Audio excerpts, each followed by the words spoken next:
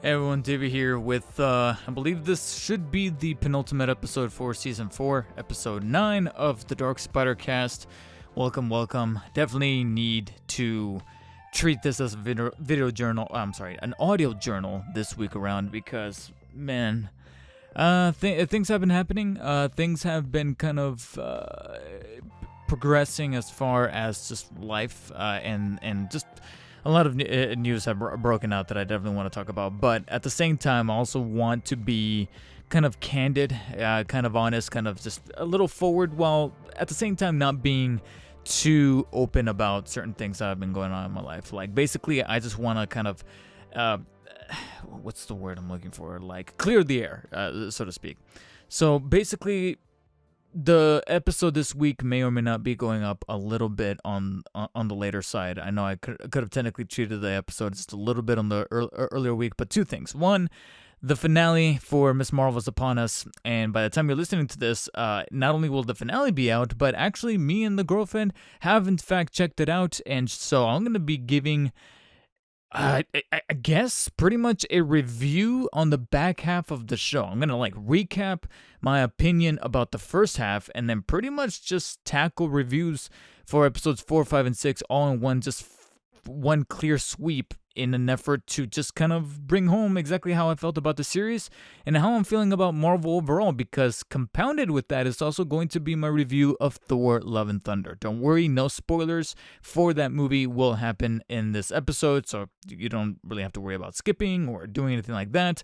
I'm not just ready to talk about spoilers, and even then, I gotta be honest, there's actually not a whole lot to talk about as far as spoilers, except maybe like the end credit sequences, as Marvel tends to do with their movies, but they're still kind of confined for the world of Thor and not so much for the MCU, which, depending on how you look at it, could be either a good thing or a bad thing. It's a similar thing with Doctor Strange, where the end credit sequences for that movie was very pertinent to Doctor Strange's corner of the universe, not so much the MCU overall. So you know what I'm saying? Like, there's no grand scheme thing played out in the end credits, and like I said, some people could argue that as being one of the MCU's clear faults right now. But we'll go ahead and just talk about that a little bit more bluntly when we get to that section. For now, this is the intro portion, and like I said, there's some things that I just been wanting to clear the air. For one, R.I.P. to a legend, James Caan. That was actually one of the bigger things that kind of hurt the soul a little bit this past week and has made the past week a little bit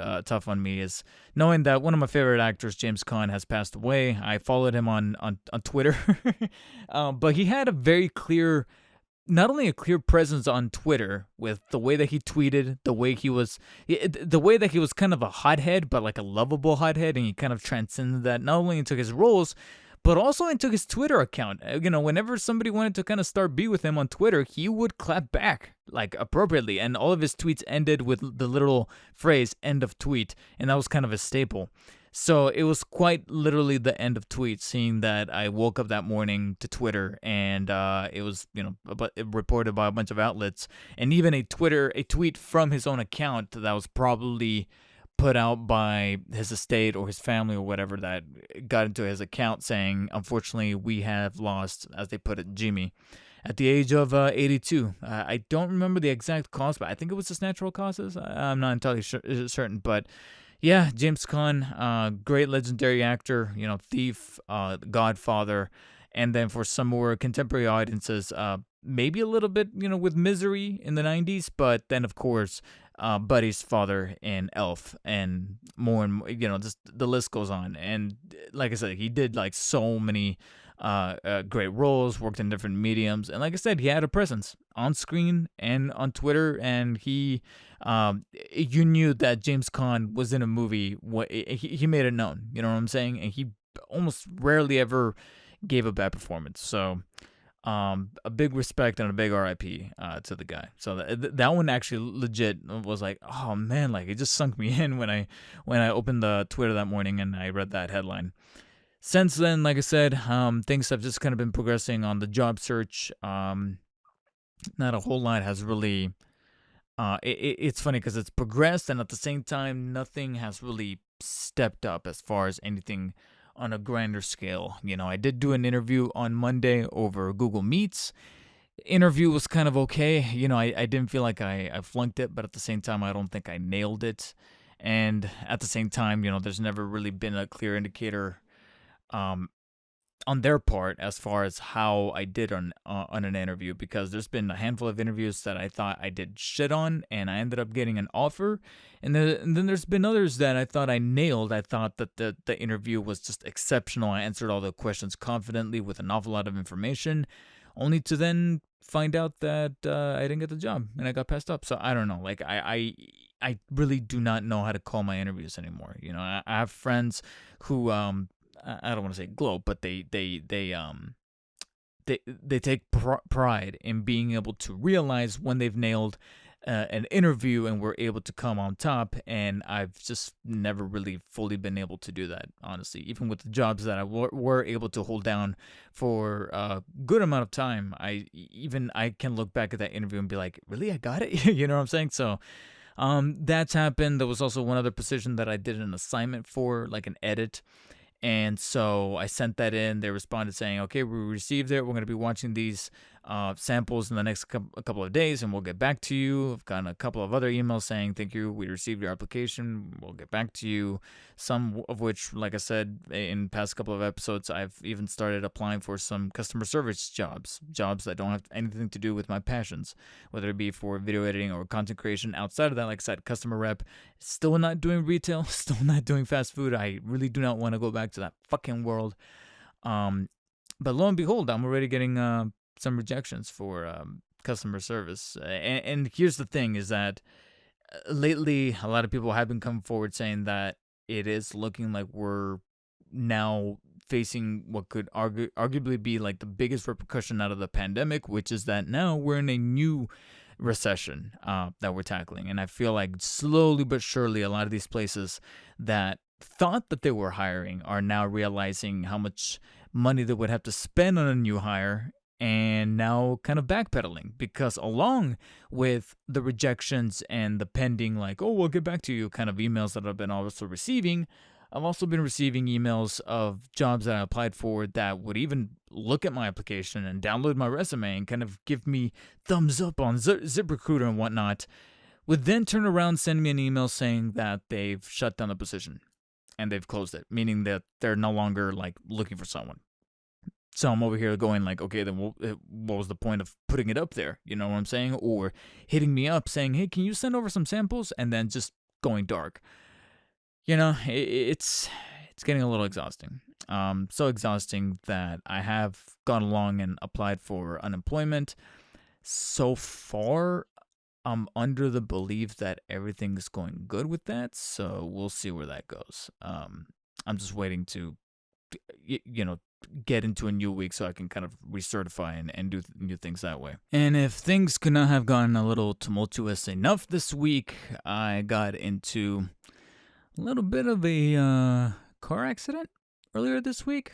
I'm fine. I'm almost definitely fine. I'm almost in kind of a mind state where when it comes to a car accident, I either need it to be really, really small that we can just kind of look at each other and be like, we're fine, there's no damages, let's move on, or it needs to be severe enough that I can, that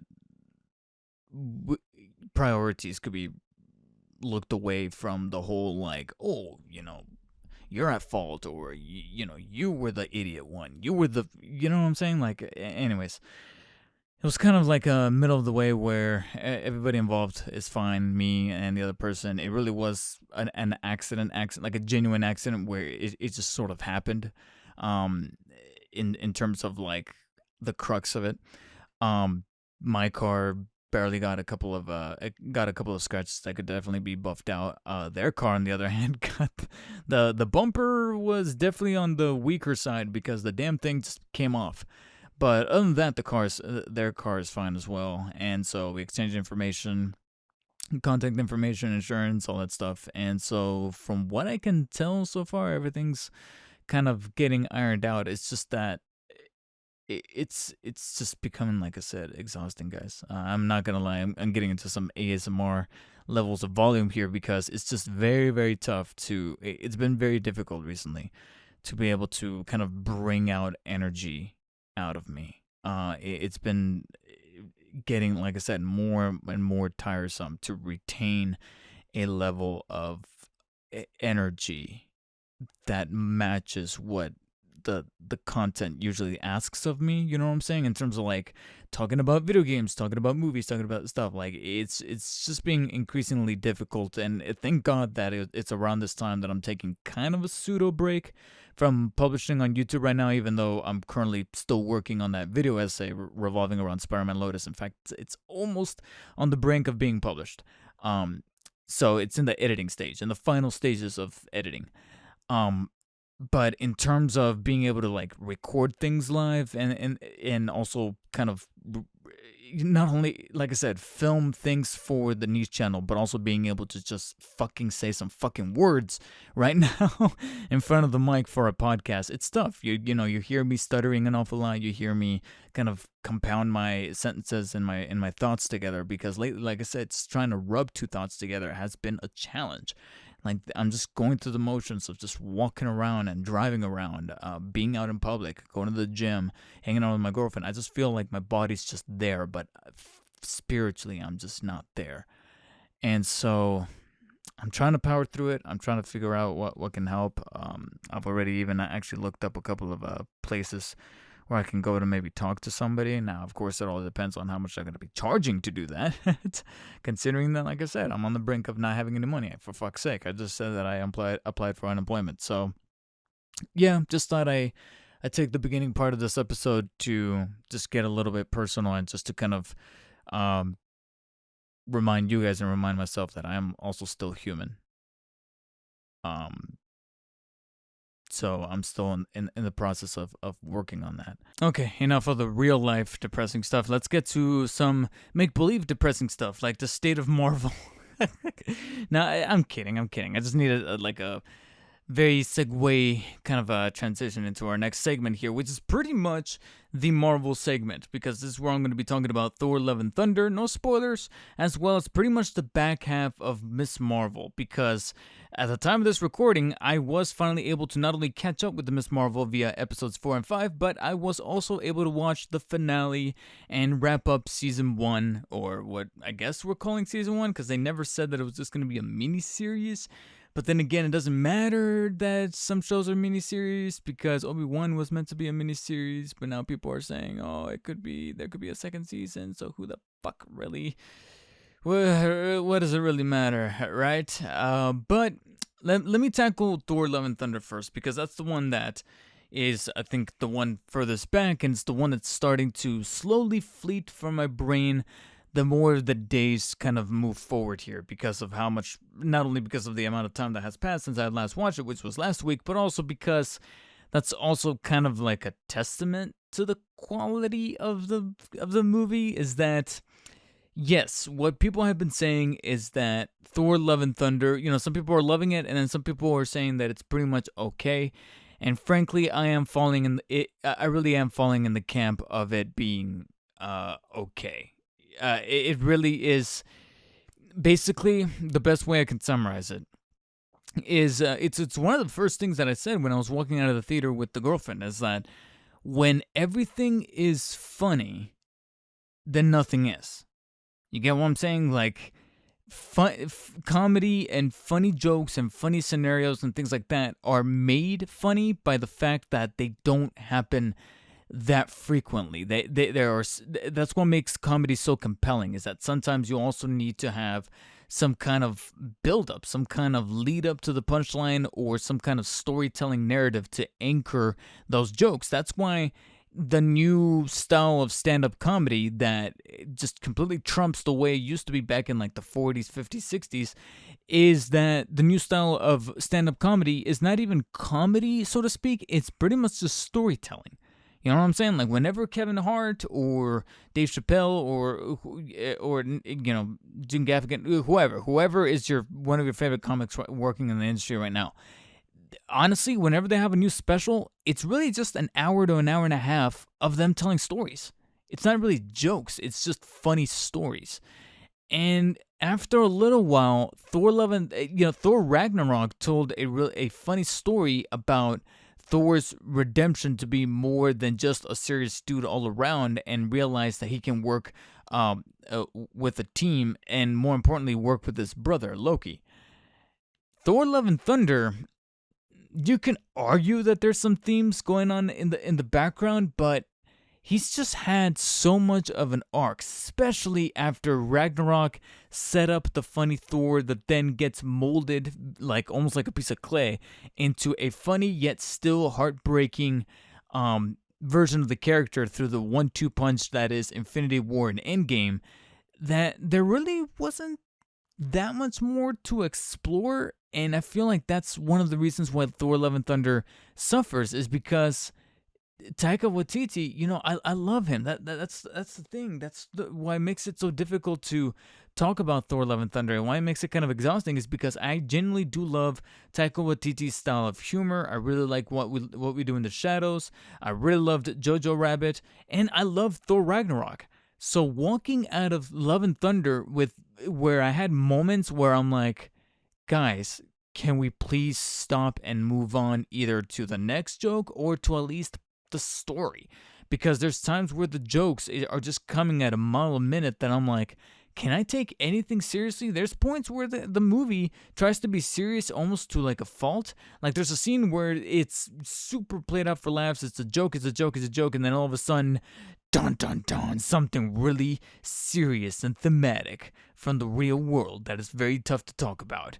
And it gives the whole movie tonal whiplash that I'm like, okay, I really can't gravitate towards this because we just had so many jokes, so many things flying, that when you try to present this emotional beat, I can't latch onto it. I just can't. Whereas Thor: Ragnarok was able to pace it out evenly and space it out with genuine conversations between Thor and Loki, Thor and Mark Ruffalo's character, Mark Ruffalo's Bruce Banner when he's not Hulk.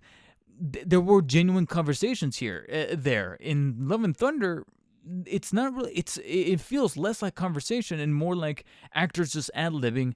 And because of that, another thing that I said to my girlfriend when I was walking out of the theater, that even she was like, "Damn," was that the movie was reminding me an awful lot of Adam Sandler movies, recent Adam Sandler movies, like the movies that he likes to make with his buddies, like Grown Ups, with Kevin James, David Spade, Chris Rock. And the reason why I say that is because even though I'm not going to say that they're as terrible as those movies in terms of quality, they're not. It's not. Thor: Love and Thunder is not that bad. But I mean in the regards of them making a movie that's fun for them to make, for the actors and crew. You can definitely tell they're having an awful lot of fun with it. But they're making it for themselves more so than they are for us as a storytelling device, as an actual continuation of the MCU. It just feels like we're just going to make a fourth one and have fun. Yay. And that's really kind of where the buck sort of stopped. And they weren't really anchoring character development for Thor because I honestly didn't really feel much character development for here. I felt more development, as varied as the extent was, for Gore, played by Christian Bale, and even Jane, played by Natalie Portman, who comes as Mighty Thor. You know this from the trailers. She has the powers of Thor. And I was genuinely surprised to see where the angle came from as far as her explanation. But there just wasn't enough of it. There just wasn't enough to chew. And I know that there's a lot of people here that are coming to the defense saying that, Taika has said that there were things that had to be heavily cut out, so that there was a longer cut. Christian Bale himself even said that he shot scenes related to other characters from prior Thor movies or other stuff that takes place in the universe, and that stuff was cut out. And he was under a mandate to keep the movie under 2 hours, which is why it's exactly an hour and 59. And, well, here's the thing. I guess, we can... My argument as far as where I'm feeling kind of nervous with Marvel still stands. Maybe a little bit of that responsibility gets lifted from Taika Waititi, but it still gets doubled down on Kevin Feige, on Marvel Studios, as far as like, okay, guys, what are you doing? What direction are you going? What's going on behind the scenes? Are you guys taking on more than you can chew? Was it a mistake to do both movies and TV shows here in Phase 4? And maybe because of that, There's too much going on with the quality of these projects. Something that I mentioned both on Twitter and on Discord, and talking about it with people in person, is that, and even with my girlfriend, I turned to her and said, you know what this is kind of reminding me, this situation? It's reminding me an awful lot of Telltale Games in the video game department, in the video game industry. Telltale Games was a development team that was responsible for The Walking Dead Choose Your Own Adventure game, Walking Dead Season 1, Season 2. Then they made Wolf Among Us. They made a Back to the Future game prior to those, Jurassic Park, Game of Thrones, etc. A lot of those episodic Choose Your Own Adventure point-and-click games. And they got an awful lot of notoriety and acclaim for The Walking Dead, especially a lot of Game of the Year talk for The Walking Dead Season 1 and The Wolf Among Us. I fear that a lot of that success kind of went to their head, and after a while, there were some years there towards the end where within a span of a year, they had 3 or 4 games coming out? Like Batman Season 2, again, Game of Thrones, Tales from the Borderlands, God, I'm trying to remember what else. There were a handful of other stuff that they were just doing. And then the third season of Walking Dead. Just so many projects, all within the span of the 2013, 2014, 2015 kind of bracket. And unfortunately, it ruined them. They went bankrupt and they had to shut down. And a lot of stuff just kind of imploded in that studios that about a year or so later, Skybound had to pick up the pieces and finish off Season 4. While they were halfway through Season 4, Telltale shut down. They closed down. And Skybound had to go in there and rescue those last 2 episodes and whatever projects that they want to kind of push to the forefront and have in development here coming up. I think they have a new Tales from the Borderlands coming out sometime in the future. So it reminded me an awful lot of that, where they were just taking up way too much. And because of that, the quality of the project started to suffer. And I'm not insinuating that Marvel Studios is going to implode, but the quality is definitely diminishing. And it's a very tough thing to say about Marvel when within the span of a week, like I said, we had Thor Love and Thunder, and then we also have the finale, the wrap-up for Season 1 of Ms. Marvel. So like I said, I watched episodes 4 and 5, and just last night I wrapped up episode 6, which was the finale. Not gonna go into too much. In fact, I could actually pretty much summarize the back half of Ms. Marvel very, very well, because I was mentioning a couple of episodes back that I was really enjoying Ms. Marvel. I really, really dug those first 2 episodes with the style, the levity, the lightheartedness of how innocent Kamala is and her experiencing her powers. Episode 3, like I said, took a little bit of a dive with those villains, but other than that, I was still enjoying it. It was still able to treat certain issues in a very eloquent way, where it was like taking a jab of how the U.S. sees Muslims and sees, this kind of culture, but also the flaws within the culture and within the religion, that I was like, ooh, I like that one line addressed that issue that I've always had with that particular religion, and how old school to a fault this is, but I know that it's not going to be fixed overnight, but I like that they're calling attention to it. A lot of those things, however, are kind of gone in this last half of Ms. Marvel. It just kind of dissipates, because if we go to 2 extremities. In episode 4, we actually do go to Pakistan. They actually take a trip to Pakistan so that Kamala can figure out a little bit more of her culture and the backstory behind the Bengal, and exactly why it is that she might have this stuff built within her family that leads her to have these powers. How do I put this, like I said, delicately, while at the same time hopefully not triggering people, but I feel like a little bit of the story takes a pause just to kind of showcase the culture a little too much. Like, it's cool. Like I said, it was doing a great job up until this point to integrate culture into the superhero origin story. But now it was starting to do a little bit too much of montage with the music and the food and the streets. I'm like, yeah, you only have so many minutes. We need to get to the story. But then I realized that they were starting to bloat it up a little bit, only for the episode to end, like I said, on a standard chase sequence that I did think personally picked up when they finally got on foot. When they were in the car, it was a little green screeny for my taste, but once they were on foot, I'm like, all right, there's a little bit of a choreography and maneuverability going on right here that I don't mind. But outside of that, I don't know. Like, I was thinking to myself, like, I really hope that this is not starting to lose me. And then we get into episode 5, and then again, it lends into pretty much becoming a little bit of a documentary on the stuff that's going on with Partition, which, on the one hand, I'm like, okay, I didn't know anything about Partition, the specifics, and now I learned more about that. It's just that it's also a Miss Marvel show. It's a Marvel Studio show. If this was like a sole documentary where the focus is to enlighten people on Partition and what that's all about, I would have been like, oh, wow, that's interesting. I didn't know about that. I know a little bit more about the Pakistani Indian culture, about the backstory, history. That's fascinating.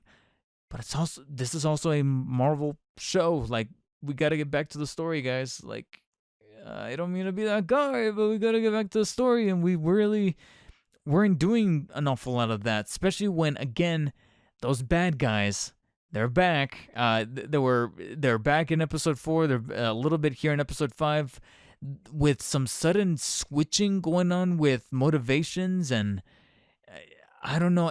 Speaking of switching, 2 particular characters here do a sudden 180 switch as far as their mentality and their stance on things, that I'm like, this is, I don't know why are we rushing to the finish line? And it's during the finale that I was watching last night that I thought to myself, oh my god, I now realize what's going on.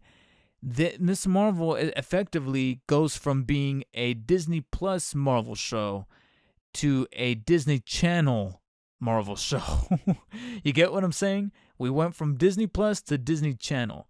I swear to you, the way that some themes are handled, the way some things, some action sequences even are handled, the way that things are just delivered as far as dialogue or action on screen goes from being the traditional Disney Plus quality to then being kind of, like I said, Disney Channel original movie-ish, especially in the finale where shit gets super hammy and cheesy, where let's just say that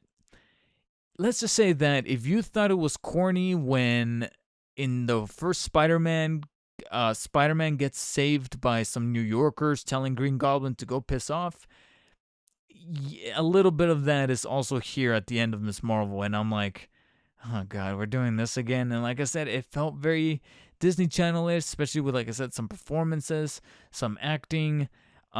There's a disclaimer at the beginning of the finale, and I was like, oh, we're doing this again. Like, oh man, is it gonna get heavy? Is it gonna get dark? No. God, I'm sorry. I'm gonna be that guy, but are we really gonna start putting disclaimers at the beginning of every episode of television that just happens to feature some kind of action sequence that takes place at a school? Because of recent events that the country can't get a handle on? Like, really? That's what we're doing now? Come on.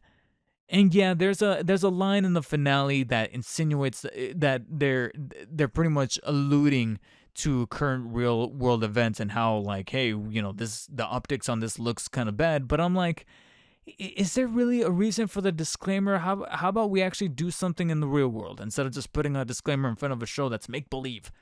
That's a Marvel show that's got powers and CG. Come on. Anyways, getting off my soapbox. Once the credits rolled on the finale, like I said, there was so much of the handling of the quality that I'm like, yeah, this went down. This went down in quality. I can't bring myself to 100% that it was terrible, but it still lends to the argument that what is Marvel really doing? What direction is Marvel going in? Where's the focus? You know what I'm saying? Like, there's nothing for me to latch onto the way that we were doing during the Infinity Saga. And it's funny because people are expecting some kind of uproar with certain things that were changed compared to the comics, compared to the way that they're interpreted in the comics. And the finale for Miss Marvel definitely centers on that. There's a huge change in the backstory for Miss Marvel, and there's an end credit sequence that is very fleshy as far as where things are going with Miss Marvel herself and her integration into the MCU. That stuff legitimately does not bother me. What bothers me is just, like I said, the quality of the writing and the editing too. The ending for episode 5, I'm like, did it literally ends in a way where I literally had to turn to my girlfriend and be like, "Did you sit on the remote?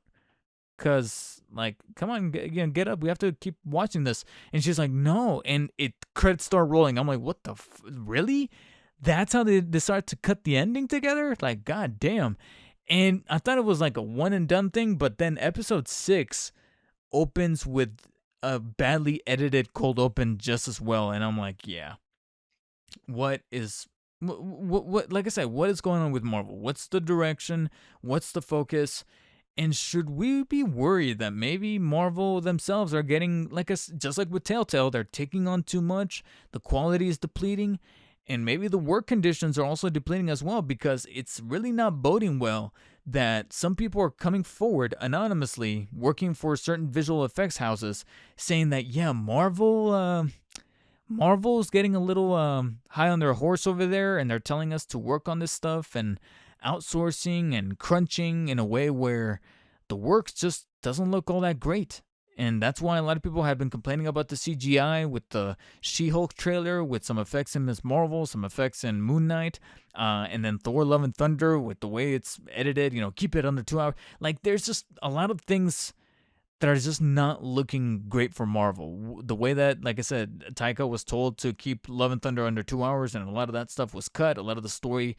Well, there's an interview where Chris Hemsworth himself mutters, "The story was sacrificed for jokes," and I'm like, oh, I thought he was kidding. After watching the movie, I feel like there's some truth behind that, and that combined with, like I said, this last half of Miss Marvel that I watched another week, making me go, whoa, what happened to the style and the freshness that was happening in the first 2 episodes? What happened? And I'm scared that maybe Feige or someone over at Disney is like, hey, wrap things up. We need to move towards the bigger picture here. And having the individual parts affecting negatively the whole. You know what I'm saying? And I'm getting a little nervous. Because for the longest time, whenever a new Marvel property, whether it be a show or a movie, but most notably a movie during the Infinity Saga, whenever something new Marvel was coming out, oh my god, the amount of hype, and then getting with my girlfriend to buying the tickets, and then being like, oh, we're gonna be late, we gotta watch the previews, and like all this hypeness is starting to dissipate, and she can sense it too, and she gets sad along with me that I'm like, why is Marvel really not hitting the way that it was doing just 3 years ago when Endgame wrapped up? Did it really end with Endgame? I'm hoping not. I'm hoping that there's still avenues to explore, but right now, I'm still giving everything a chance. I'm still going to be checking out She-Hulk when it drops, but I'm not excited. I'm not as excited as I once was. And like I said, this could land into the curmudgeon that I've turned into once I hit 30, but I'm starting to experience the Marvel fatigue, and it also really doesn't help that I think about a week or so ago, a news story broke out of Captain America 4, with Sam Wilson as Captain America, finally landed a director. However, this puts a bit more into question as to, again, what's going on with the level of quality that Marvel is aiming for here, because the director that was assigned was Julius Ona, and his only other major film that he's made was the Cloverfield Paradox on Netflix. If you guys don't know what that movie is, it's basically the third movie in the Cloverfield series, and it's arguably the worst one. I watched it, it's not bad, but those first two, the original Cloverfield and 10 Cloverfield Lane, are just so exceptional that Cloverfield Paradox, when it was done, I was like, yeah, I'm glad this went to Netflix, because it was just that level of okayish.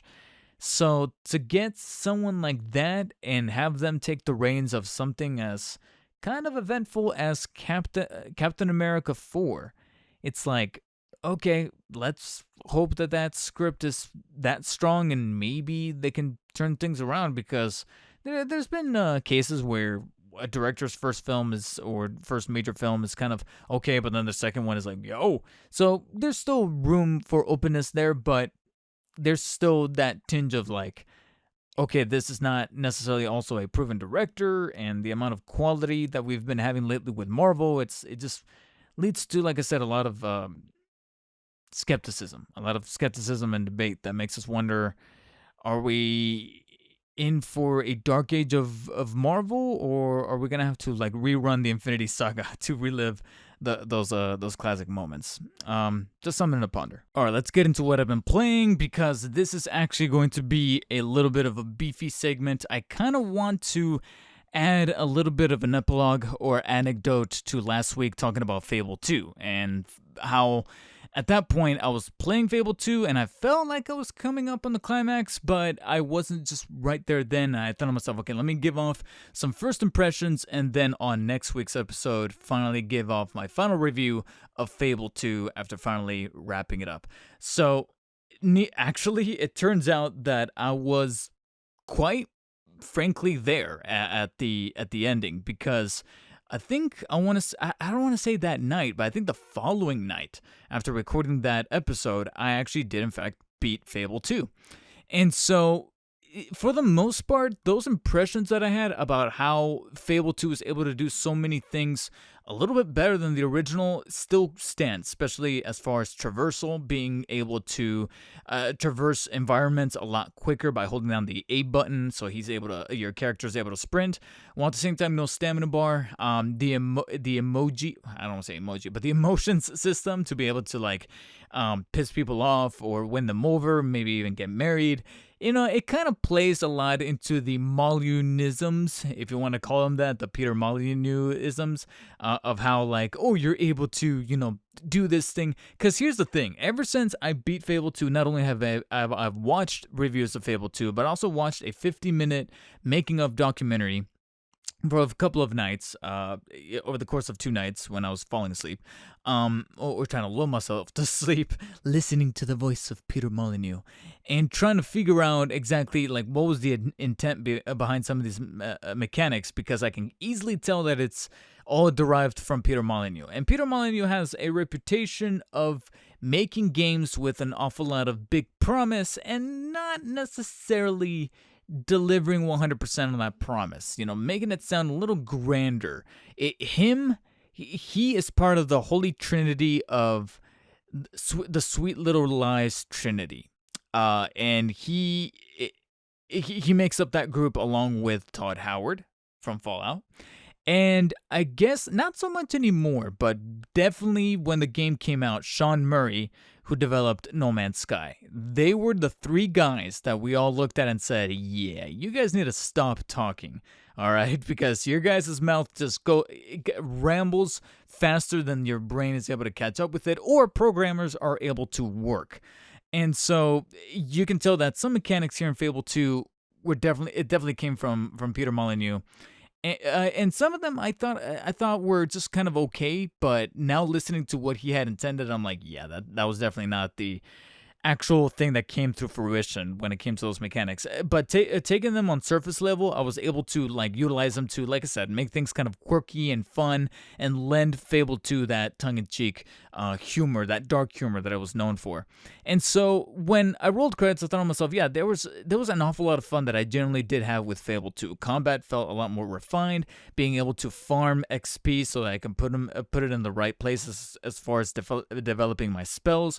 Granted, there's an awful lot of spell and or as the game calls it, will abilities, as far as being able to like execute fire and blades and lightning bolts and all these different elements, water and wind even. Yet I don't know if this could be seen as a complaint or maybe just as a playstyle, but I really only prioritized one, and that was fire. From time to time, if I had some extra XP and I thought to myself, okay, I've already leveled up fire enough, or I'm at max with fire, I'll go ahead and spend and pour over some of this XP into like lightning or like I said, the blades mechanic. But I never felt it as a necessity to change up my style. Like, enemies will just die by getting hit over and over, and that still carries over to boss fights, whether it be with some of these trolls that admittingly do get reused. If people complain about the trolls in God of War, they clearly did not play Fable 2.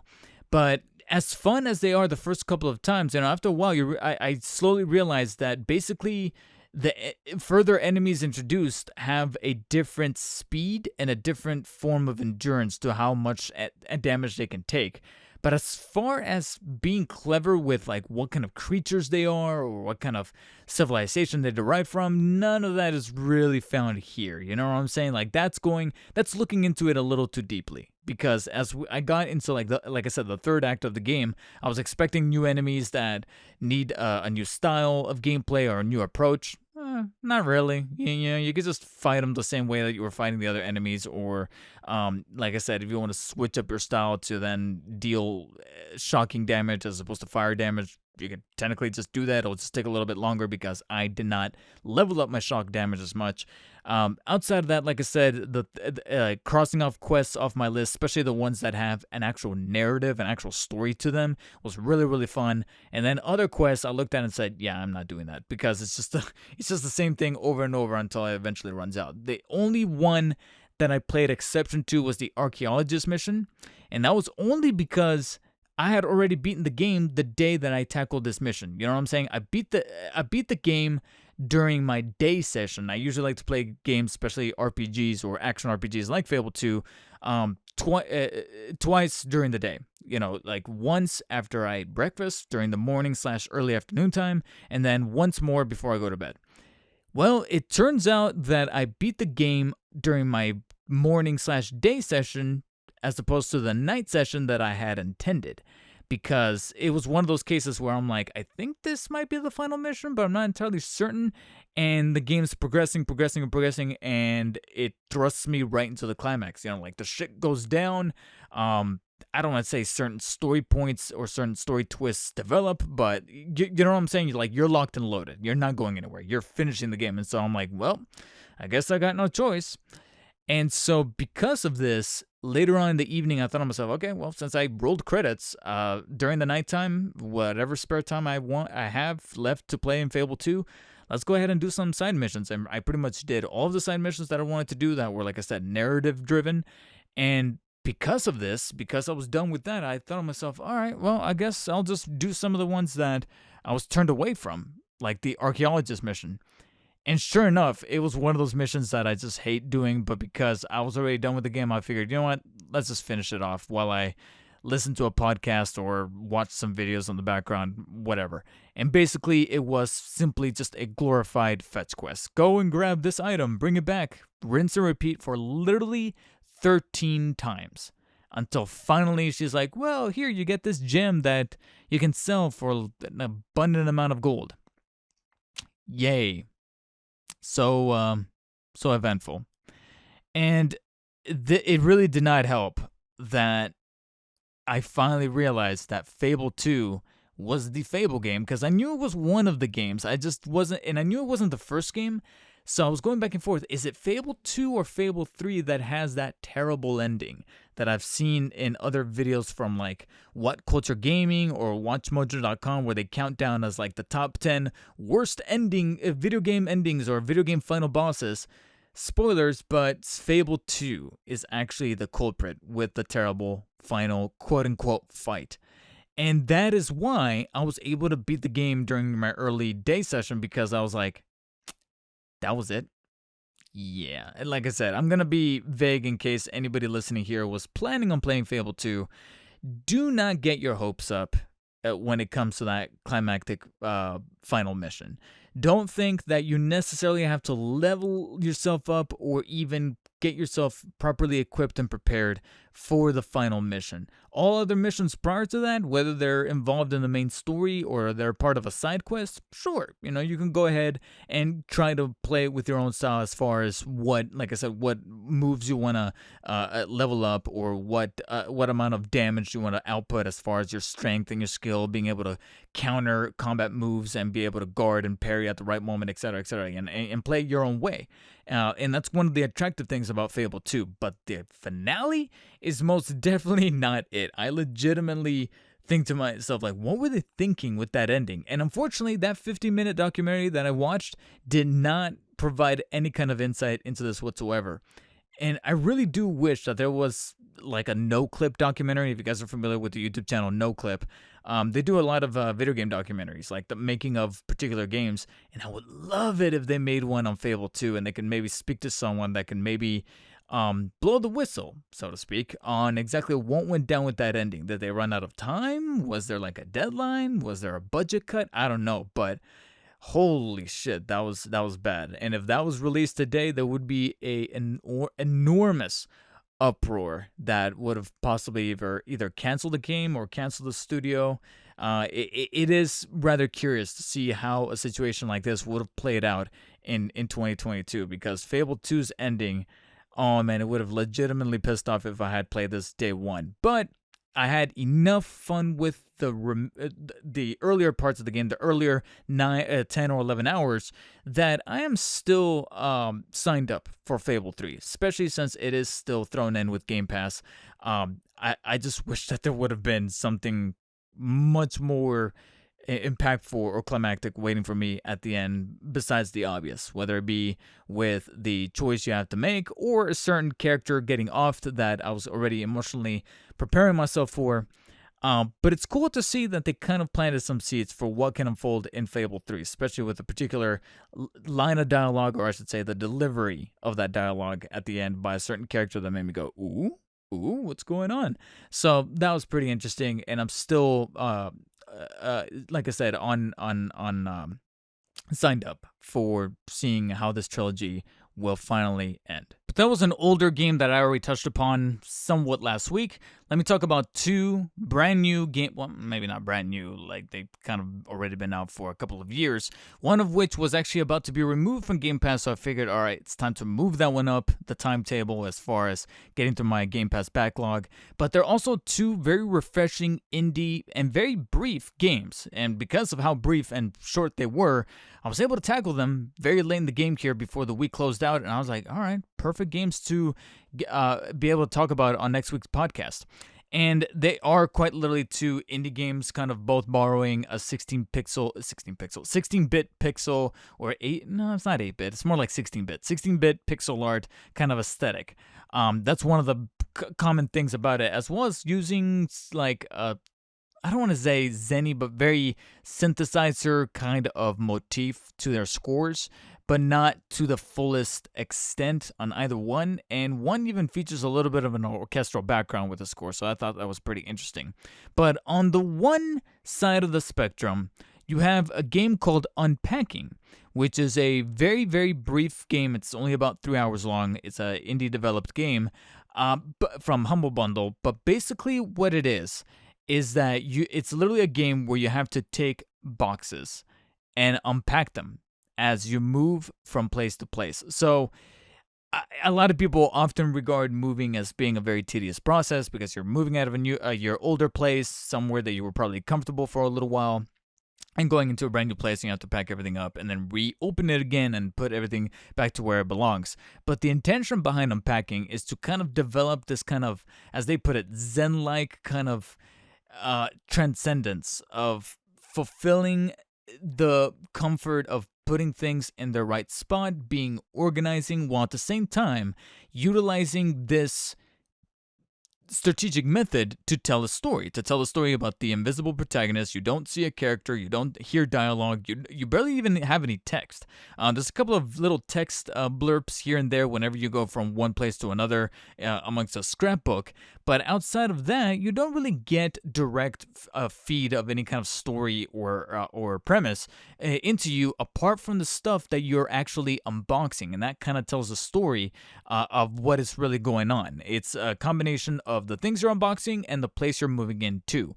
And I want to keep this kind of vague because that's actually one of the wonders of playing this game, is that despite its very simplistic nature, despite how slightly indie-ish it could be, because I understand that could be a turnoff for some people. I mean, just like in the realm of movies and television, when something is a little, like I said, a little artsy-fartsy, it can kind of turn some people away. And from time to time, Unpacking leans a little bit on this as far as, like I said, the pixel art or the music. But here's what I really need to address here, is that similar to how I was kind of talking about during the opening segment of this episode, and how I was talking about like my mental struggles of where I've been mentally, one of those struggles that kind of helps perpetuate that a little bit is that I do suffer from anxiety. You know, I've been having anxiety attacks dealing with, like I said, not having a job, losing money, etc. And so dealing with anxiety and also self-diagnosed, like as you would call it, OCD, where things need to be, if say for example I have a dirty dish and I put it in the kitchen and I'm gonna get to it, but if somebody else washes the dish besides me, I have to go and grab it and wash it again to make sure it's absolutely clean. Not only that, but the people I live with, unfortunately my family, they're not as they're not as clean. They're not as detailed as I am. There's been cases where something that I was gonna clean, they end up cleaning it, quote unquote. I go back, check it, and sure enough, it's still dirty. So I'm like, the evidence is right here, and you can call it OCD, but I need to clean it again. So because I suffer from those things, unpacking kind of scratches that right itch of not only putting things where they belong in the proper place, but also, like I said, going through that very therapeutic kind of rinse and repeat of like, oh, you open the box, you put all the stuff in the proper place, and look at that, the box is now broken down, it's disappeared, you put things in a proper spot, and it gets only better when you realize that for the most part, I put everything where it needed to be. And that's the thing, once you complete every level, the game then tells you where certain things are not in the right spots, but it never tells you that it has to be in a very super specific spot. Albeit there were a couple of items here and there I didn't know where to properly put them, only because the pixel art is just so pixely that there's a couple of items that are obviously like pots and pans and plates and stuffed animals, but there's one or two things that are so small I couldn't really tell what they were. One of which I thought was a nail clipper, only to then unbox the actual nail clipper. So I looked back at the first thing and I'm like, what the hell was that then? And then there was this other thing that kind of looked like a can opener, but then I found the real can opener, so I'm like, what the hell is this other thing? So finding little niche items like that and putting them in the right spot could be a little tedious from time to time. But like I said, one of the things that I personally really liked about the game is that it tells you where a general area of an item should be the home for, but it doesn't have to be the exact spot. Like there's other there were occasions where I would put an item in a spot and the game would tell me, yeah, right here it's okay, it's in the general area where you would find this item. And I'm like, okay, well, specifically I would put it over here, but I guess it doesn't fit in there. The game will settle for it to just be in this other area, and you're able to clear out the level. And this, like I said, will then feed a little bit into the environmental storytelling that the game is actually rather strong at.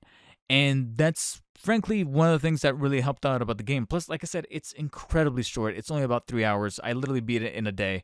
I technically could have beat it in one single night, but I kind of wanted to space it out because I still had other stuff to do here as far as like editing and chores and things around the house. But in one day, I was able to, get it rolling and get it out of my backlog. And I enjoyed it enough that I'm like, who would probably love this game? My girlfriend. This would probably scratch, like I said, that really organizational itch that her and I both really have as far as like moving boxes around and organizing. It's a very comfy game. It's like a very seminal game to look at as a very comfy experience. So if anybody listening to this has Game Pass and is looking for something that's a bit more quiet and zen and therapeutic, at least for one evening, Unpacking would probably be the perfect thing to dive into. That was one of the indie games that I tackled this past week. The other one is also a very therapeutic, zen-like 16-bit pixel art experience, only this one you play the role of this very fleshy and gory monster that uses tendrils to rip people apart and wreak havoc throughout a scientific base. Yeah, the game is called Carrion. This is actually the game that was going to be removed from Game Pass, so I needed to play it ASAP because it's probably by the time you listen to this, removed from the service. And I had quite an awful lot of fun with Carrion. It's basically, I can't remember who the developer is, but I know it was published by Devolver Digital, which makes an awful lot of sense because it's right up their alley as far as just weird shit that they like to put out. And basically, playing as this monster, like I said, reversing the roles of the typical survival horror or overall general horror game kind of genre, it's really, really fun. I saw some reviews kind of criticize it for having the novelty of being the monster and killing people, having that novelty kind of wear off after a little while. But here's the thing. One, the game is also short, similar to Unpacking, except it's probably more on the along the cusps of being like 4.5 to 5 hours.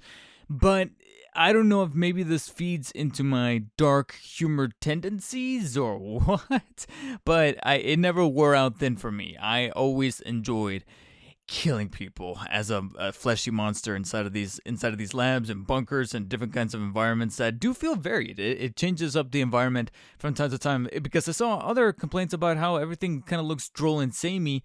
I personally didn't feel that way. I will probably just say the only complaint that I will give into that I noticed right off the bat, even before I watched some of these reviews, is the lack of a map. Because this game kind of borrows little elements from the Metroidvania genre, and as far as like having environments that you can go to but you don't really have full access to because you don't have a particular power or ability. But once you gain that ability, you then have the ability, but you have the sense to go back to that area that it makes you think, oh, that place that I couldn't get to before, maybe now I can do it now, with the different mechanics that get applied to the different buttons on the controller. And because of this, it kind of feeds a little bit into the Metroidvania genre, except with games like that, they usually come with a map, because after a while, it could get a little easy to get lost.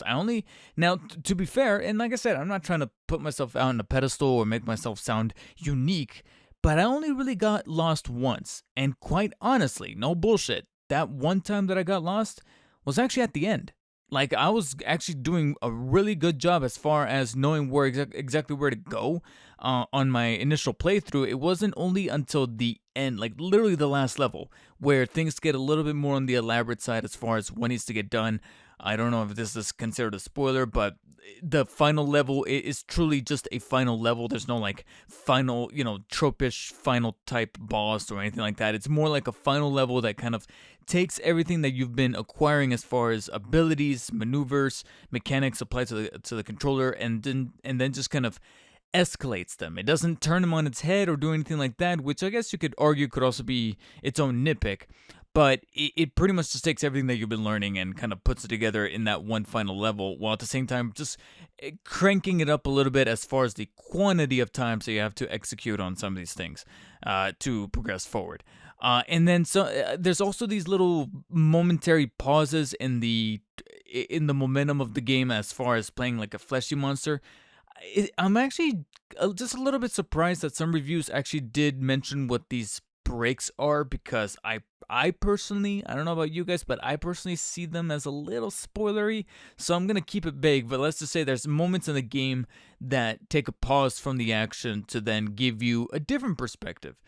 I actually kind of like them, because knowing exactly what I can do during those moments made me go, okay, these can't be any longer than like 10, 15 minutes, maybe even less than that, maybe less than 10 minutes, like 6 or 7. And sure enough, they're done in that amount of time. And they're also not very frequent. Like I said, some reviews made it sound like they were super frequent, and they're really not. There's like only like 3, I think, maximum in the entire game. And before I knew them, they were done, because like I said, this is meant to be a very quick and breezy experience somewhere between 4 and 5 hours. So if you guys are able to binge to that capacity, you could technically beat it in a night, in one sitting. And because of that, I just really, really enjoyed my time with Carrion. Like I said, my only complaints would be the lack of a map did make it a little easy to get lost towards the end, where I was kind of panicking. But then, if you want to make lemons with lemonade, that's also kind of like how Monster feels. They don't have a map. That's why they're constantly coursing through the tubings and the vents and things like that, like they do in typical horror movies, is because they don't know how to get around. And maybe that was the accidental feeling that the developers were trying to evoke as the monster towards the end. But as things go, like I said, I definitely see this not only as a fun 16-bit ride from the developer and publisher, from the developer, whoever developed this. Like I said, my apologies, I'm blanking on the name, but also the publisher, Devolver Digital, for taking the chance on this, because it's a very fun experience. But also, as a movie fanatic, I thought that this was a really good love letter to John Carpenter's The Thing, and there's definitely some things kind of going on in the background from a story perspective that made me think of that movie, especially the way that things kind of carry on there towards the end. So I did like that little tie-in. And it was just so much fun that, because of how much earlier, similar to Unpacking and Fable 2, because of how much earlier I ended up beating it during the day that I did beat it, I thought to myself, hey, what's this thing here? Apparently, during the main menu, at least opening it through Game Pass. I don't know if this is if it was free, if it's also accessible on other platforms. But when I loaded it up through Game Pass, apparently I also get access to the DLC, Best Night of the Year or Best something of the Year, like Greatest Time of the Year. And basically, it's meant to be a one-off kind of spin-off story where you still play as the monster, but it takes place during Christmas time. Things are kind of snowy. You see lights hung up everywhere. Outside of that, I would probably criticize that DLC just a little bit more because it really does feel like a deleted level.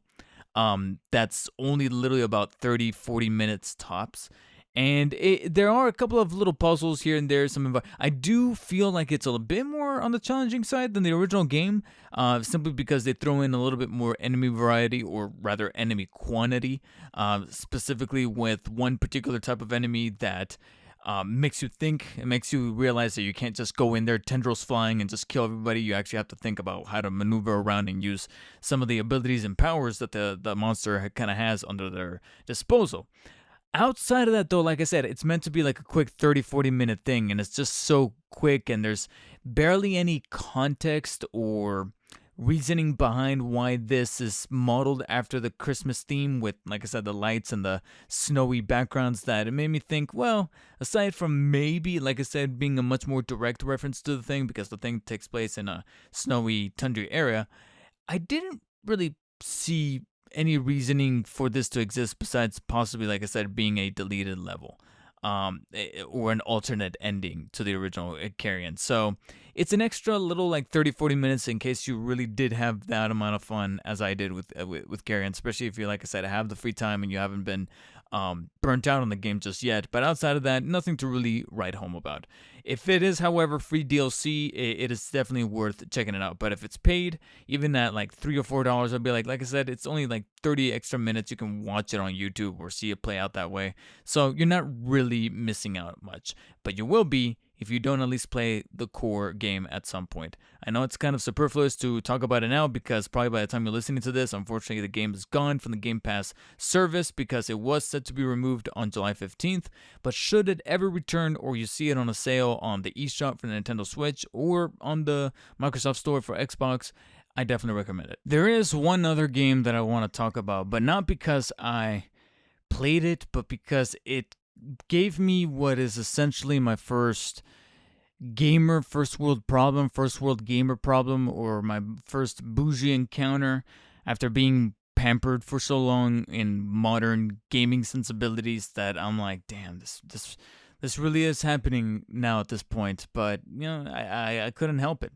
So earlier this week, being that I just got done with these two brief indie experiences through Game Pass as well as Fable 2, I thought to myself, okay, that was all Xbox, right? So it's time to take a break from the Xbox. What other systems can I jump into here that I feel like I've been kind of ignoring for a while? You know what? The Switch. The Switch is a good one.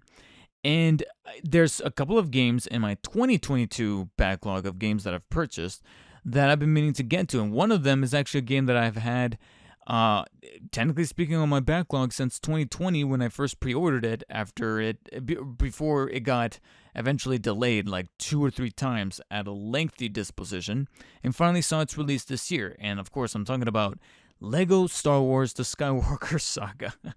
So I have the deluxe edition, which is basically the bigger, beefier edition that has that nice, cool packaging with Darth Vader on the cover, and you get to, remove the little plastic slide, and it removes the mask, and it's pretty cool packaging. It also comes with a little Lego figurine of Luke with the blue milk, DLC packs for different character packs that you can redeem in game, and this is also the version that I pre-ordered through Best Buy, so they threw in a nice, cool steelbook of Han Solo and Carbonite. So I thought that was all pretty cool and dandy. And finally, earlier this year, back in April, I finally got this game, but I put it off to the side because there were a handful of other things that I was playing at the time. So this past Monday that just passed, yeah, that was redundant, I'm sorry. But basically, I finally loaded up the game onto the Switch, and I pushed myself for about 30-35 minutes, and I just could not continue to play. Not because the game itself is bad, not because the mechanics were boring or anything like that. I could wholeheartedly see myself playing through Lego Star Wars, but not at a very crude and muddy looking 720p resolution on my 4K TV. This is where we get into a little bit, like I said, of that bouginess that I just got so used to playing with modern consoles, especially after being one of the few rare people that just happen to own both the PS5 and Series X. After playing the Series X for so long, and then prior to that, I think I was playing something on the PS5, I can't remember. Loading up Lego Star Wars on the Switch was a mistake. I instantly regretted getting it on the Switch. I knew it was going to run at 30 FPS. 30 FPS, I was like, all right, I'll take that sacrifice, knowing that I got the Steelbook on the Switch because it's a much more accurate representation of Han Solo and the Carbonite, but also because the portability factor, being able to load this up on the Switch and being able to carry it with me. But then I realized that this thing is a lot muddier and choppier. Why does it look so blurry? I did a little bit of research and brought up a couple of comparison videos, and it turns out it's 720p docked. It's not even 1080p. I was willing to forgive it being 10, because I know it's the Switch. It's going to do 1080p docked, 720 on the screen on handheld mode. It's actually worse than that. It's actually fucking worse than that. It's 720p docked, 540, I believe, 5 something on the Switch's handheld screen. On the actual screen, I didn't even try to look at it handheld. I was already kind of disgusted. I can't believe I'm saying that, but really turned off by the way it was looking on my Sony 4K Bravia TV over here. Like how blurry everything looked, especially stuff in the distance especially when the game is so reliant on puzzle pieces and little Lego pieces that you need to go and collect, and me trying to decipher what exactly is going on in the background because of how blurry it is. I was like, I don't feel comfortable. But guys, it gets kind of worse. It gets insurmountably worse, because I'm usually not a graphic snob, but when it starts to pile and pile and pile with an awful lot of things here, this is where things get, eventually push comes to shove enough for me to have gone to pretty much rage quit Skywalker Saga, but not because of the game itself, but just because of how technically limited it is on the Switch. Not only is it at 30 FPS, not only is it at 720p with a very blurry resolution, but there were frame rate drops from time to time whenever I would navigate just some menus. Like when you select the episode, when you have to choose between episode 1, 4, or 7, Force Awakens, the beginning of each trilogy, cycling through the menus, it slows down to like 15 frames a second. All right, not even 30, 15 frames. But then when you jump into game, certain areas that are meant to be a little bit much more open, ever so often when I destroy a block and there's like a little fire effect, it slows down. So that happens. And then, like I said, certain shading things just don't look right. And then things started to, right off the bat, not sound right. The mixing on the audio here is ridiculous. Like voice levels and music levels go from high in some scenes to super low in others. And I checked the options and everything's cranked up to the highest level, to the highest slider: music, dialogue, sound effects.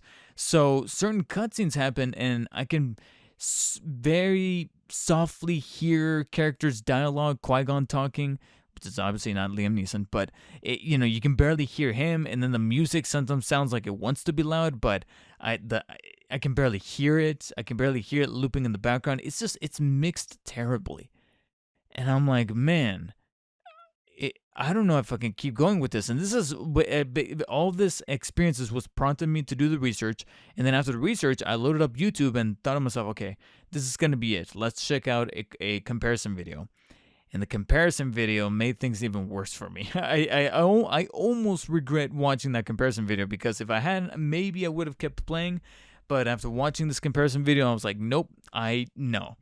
I feel like I'm not actually playing the full game, because not only am I having my experience get botched by the resolution, the frame rate, the audio mixing, But then I watch a comparison video and it full on shows just how much of the game is practically missing from the Switch version compared to the PS5, Series X, and PC/Steam Deck versions.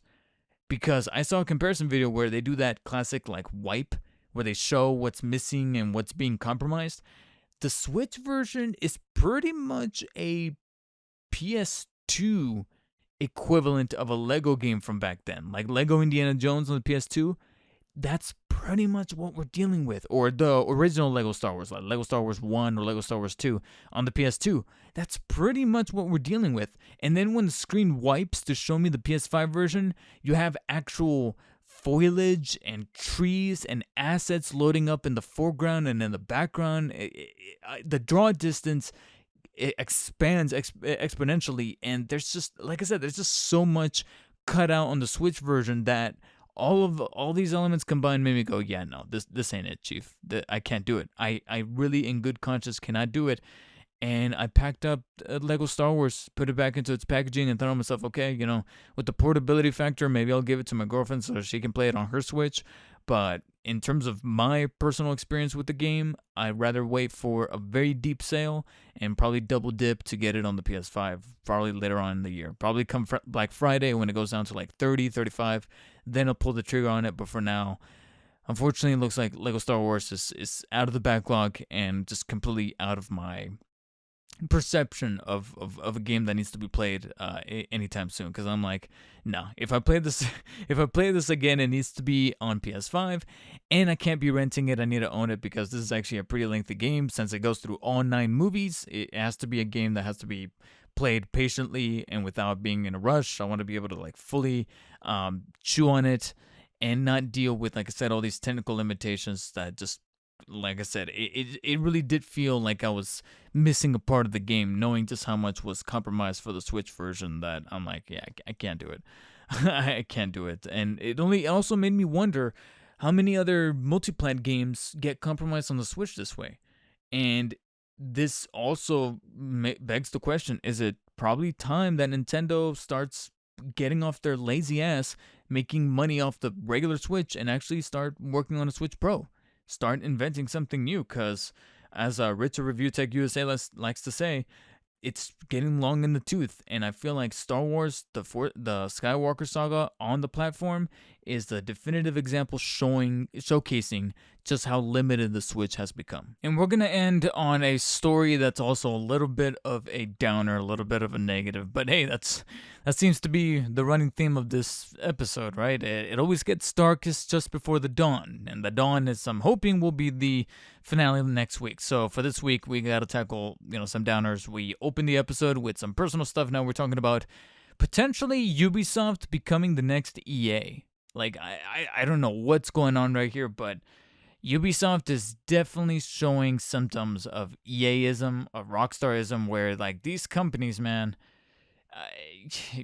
I don't know what's going on. And if things keep going the way that they are, then we really are just going to have to focus on From Software, Naughty Dog, and Insomniac to just be our only developers that have not been plagued by some of this bullshit that's going on. So, a couple of things with Ubisoft. One, they finally re-revealed or re-announced, if you want to look at it, the game Skull and Bones. I don't know if you guys have heard of it.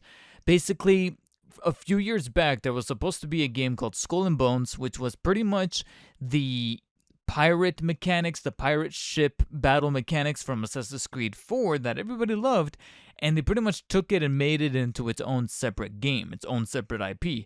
And for a little moment there, for a fleeting, slight moment, people got hyped. People actually got hyped for a Ubisoft game, especially because it was taking something that really fundamentally worked about Assassin's Creed 4 and a lot of people loved about Assassin's Creed 4, and were making it into a full-fledged game, and that's why people were actually getting kind of excited, actually getting into the momentum of getting really worked up about a Ubisoft game in a positive manner.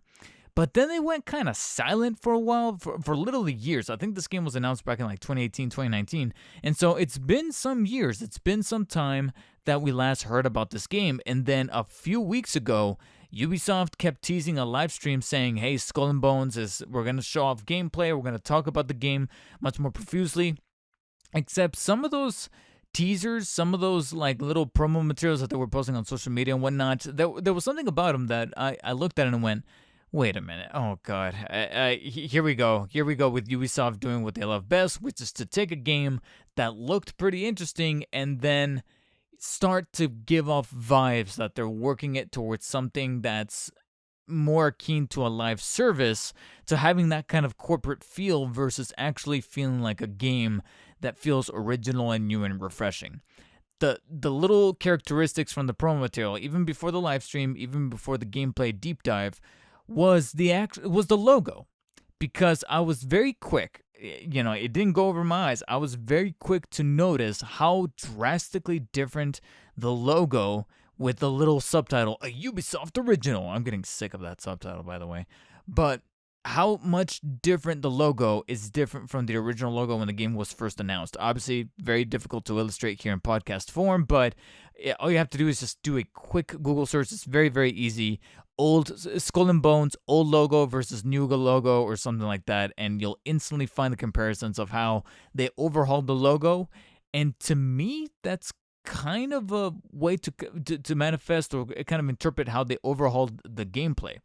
And so this live stream happened. It happened pretty early in the morning, so I wasn't going to watch it until I woke up. And I watched the gameplay. And for the most part, it looks like the gameplay is very much directly lifted from Black Flag. It's in first person as opposed to the third person from the Assassin's Creed games. But in terms of, going toe-to-toe with other ships, blasting cannons, traversing across the map, was all in good fun until they started to mention an awful lot of buzzwords, a lot of material that made me go, yeah, you know who this game is being made for? Other people who love Ubisoft games, in the sense that they loved Rainbow Six Siege, the way that they love. I know it's not a Ubisoft game; it's a Turtle Beach game, but Back for Blood, the way that they love those cooperative multiplayer games, especially amongst Twitch streamers. There's a handful of Twitch streamers that I personally know and watch on Twitch that the bulk of their streams are those cooperative kind of experiences where they're supremely shallow unless you're playing with other people.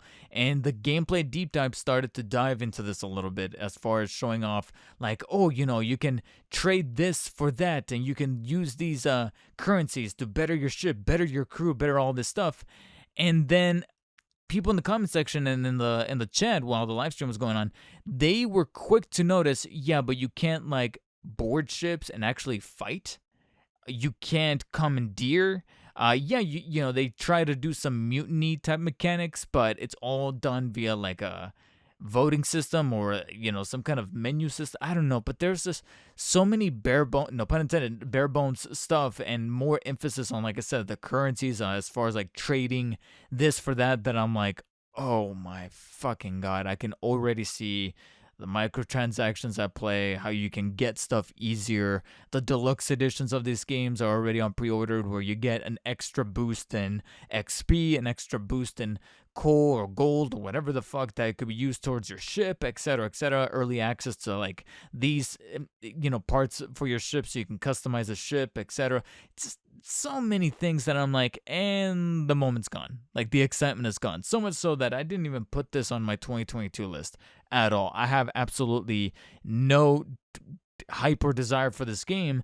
It would be neat if maybe down the line in the months leading up to its release, we could hear word that maybe it's going to be available through Game Pass.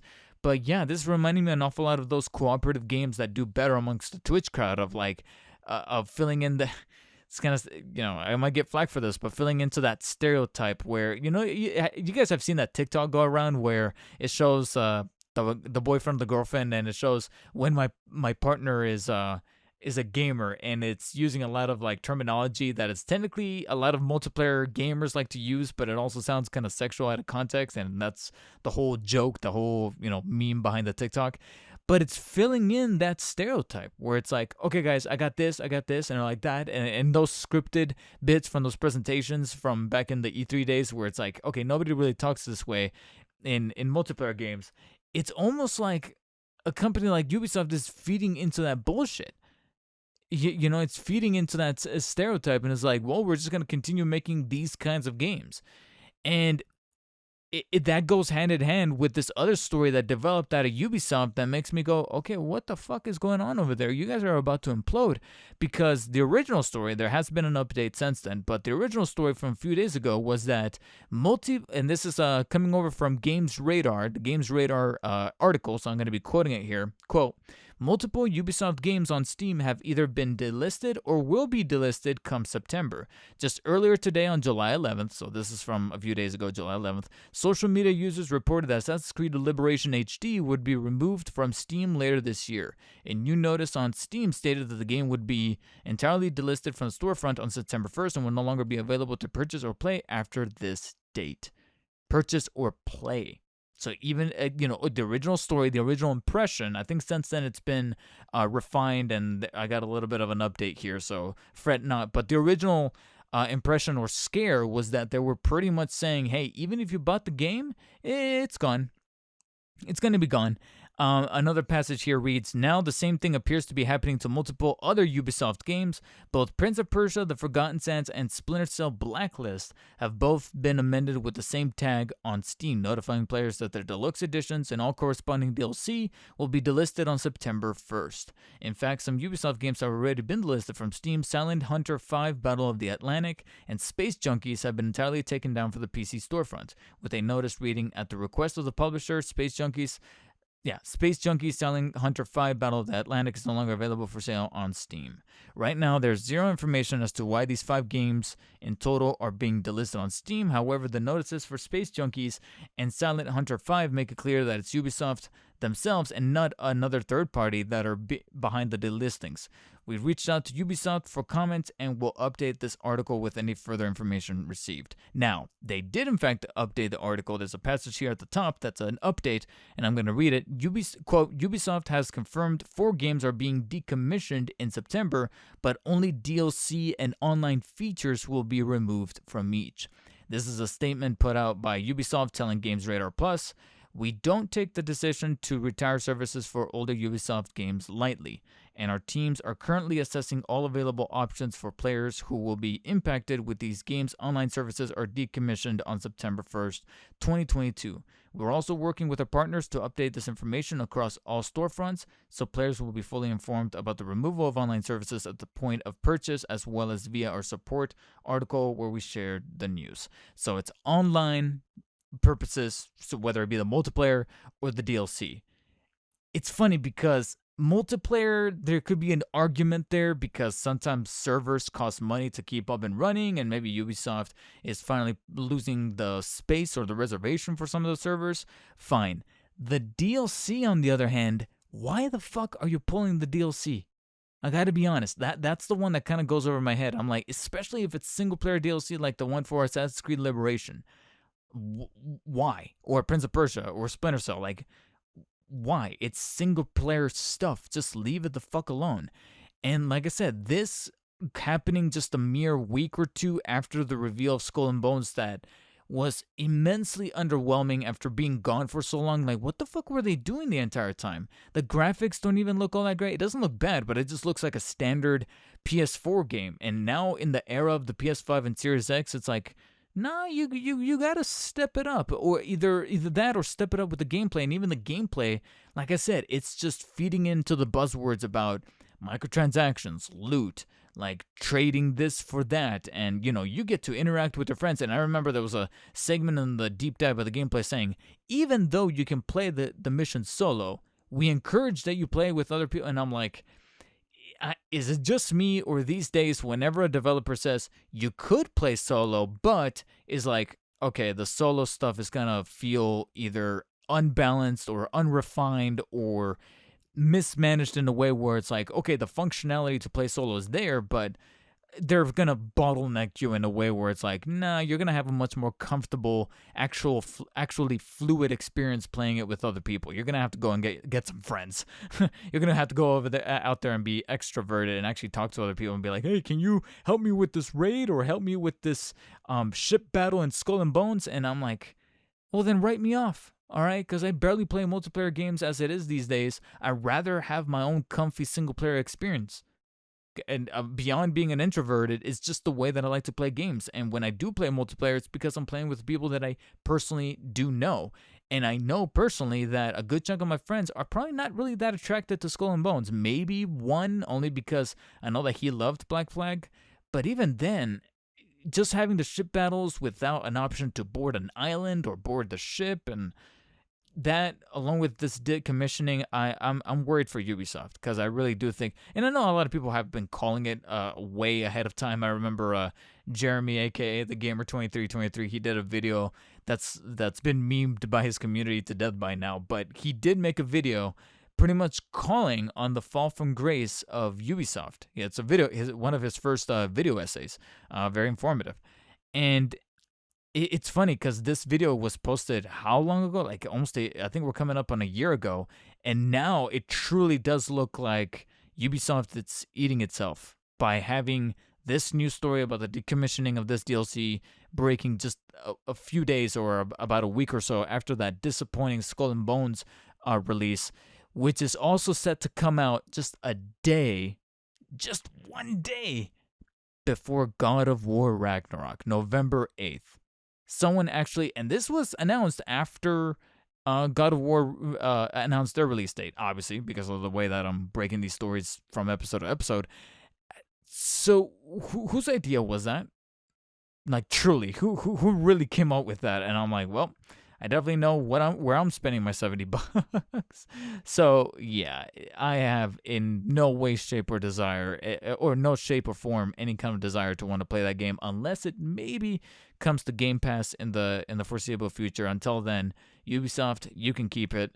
And I pray for you guys. I pray for the developers out there who are generally hard at work trying to create an awesome game that will unfortunately probably be tampered with by the higher up suits and investors leading Ubisoft to be like, oh, we got to find a way to make money through this, because it more so than not, I'm right now thinking about what Skull and Bones really could have been when it was first announced with that original logo versus the way that it looks now. And frankly, I can already smell that story breaking about what it would have been like to have had a cool, genuinely awesome pirate game that was not tied to the Assassin's Creed franchise and was actually, in its heart, a game that was fun and true to its vision. Because Skull and Bones is not going to be it. That about does it for episode 9, the penultimate episode, and it's also a little bit poetic that we're ending on a video game related story, as well as a story that centers on one of the releases for 2022, because it occurred to me via some articles that I've seen on some websites already putting out their articles and putting out their opinions out there, that we are more or less halfway through the year, and this has prompted some people to kind of come up with a few Game of the Year discussions, or Game of the Year so far, because we're officially to the halfway mark of the year. So I thought to myself, you know what? What would be a really good central topic for the finale of Season 4 next week? That's going to be my current Game of the Year discussion from a bloke who has not played Elden Ring so far. I've still yet to play Elden Ring, but I've played a good chunk of 2022 games, enough to maybe start tossing around some names as far as who might end up in the cut by the end of the year, and also what I have looking forward to in the remaining half of the year, along with a couple of other stories that have already broken by now, by the time you're listening to this, from a new loyalty system with PlayStation to Bayonetta 3 getting a release date, and many, many more. We're going to be tackling that on the season finale of the DarkspiderCast, but in the meantime, you guys know where to find me and keep in contact. Check me out on the Twitter, on the Instagram, at DarkspiderDavid. You could also find the links in the description for the website, those handles, as well as the main YouTube channel, where I'm going to be posting my first video after taking a little bit of a break, but I'm coming back strong with my first ever video essay, but not the only video essay on Spider-Man Lotus, and that's going to be breaking here in the next couple of days, so I'm looking forward to posting that. Otherwise, guys, thank you so much for listening, take care, and as always, stay humble. I'll see you next week.